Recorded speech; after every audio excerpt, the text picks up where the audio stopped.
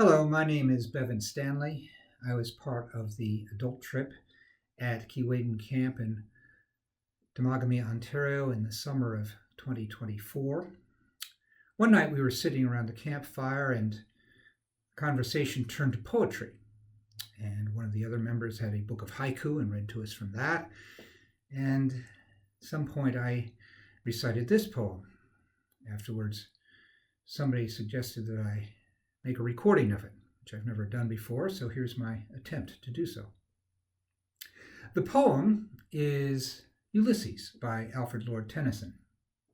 In the poem, the poet imagines the aging Ulysses, Odysseus is his Greek name, having spent 10 years at the Trojan War and another 10 years getting home.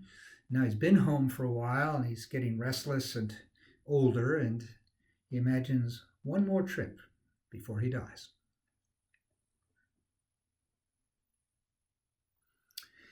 It little profits that an idle king by this still hearth among these barren crags, matched with an aged wife, I mete and dole unequal laws unto a savage race that hoard and sleep and feed, and know not me. I cannot rest from travel. I will drink life to the lees. All times I have enjoyed greatly, have suffered greatly, both with those that loved me and alone, on shore and when through scudding drifts the rainy Hyades vexed the dim sea. I am become a name, for always roaming with a hungry heart, much have I seen and known, cities of men, and manners, climates, councils, governments, myself not least, but honored of them all, and drunk delight of battle with my peers far on the ringing plains of windy Troy. I am a part of all that I have met, yet all experience is an arch, wherethrough gleams that untraveled world, whose margin fades forever and forever when I move. How dull it is to pause, to make an end, to rust unburnished, not to shine in use, as though to breathe were life. Life piled on life were all too little, and of one to me little remains. But every hour is saved from that eternal silence something more, a bringer of new things.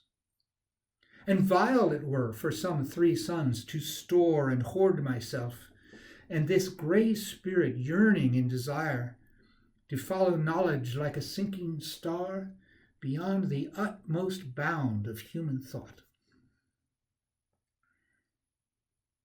This is my son, my own Telemachus, to whom I leave the sceptre in the isle. Well loved of me, discerning to fulfill this labor by slow prudence to make mild a rugged people, and through soft degrees subdue them to the useful and the good. Most blameless is he, centered in the sphere of common duties, decent not to fail in offices of tenderness, and pay meet adoration to my household gods when I am gone. He works his work, I mine. There lies the port. The vessel puffs her sail. There gloom the dark, broad seas. My mariners, souls that have toiled and wrought and thought with me, that ever with a frolic welcome took the thunder and the sunshine and opposed free hearts, free foreheads. You and I are old. Old age hath yet his honor and his toil. Death closes all, but something ere the end, some work of noble note may yet be done, not unbecoming men who strove with gods. The lights begin to twinkle from the rocks. The long day wanes. The slow moon climbs. The deep moans round with many voices. Come, my friends, 'tis not too late to seek a newer world. Push off, and sitting well in order, smite the sounding furrows, for my purpose holds to sail beyond the sunset and the baths of all the western stars until I die. It may be the gulfs will wash us down. It may be we will touch the happy isles and see the great Achilles whom we knew.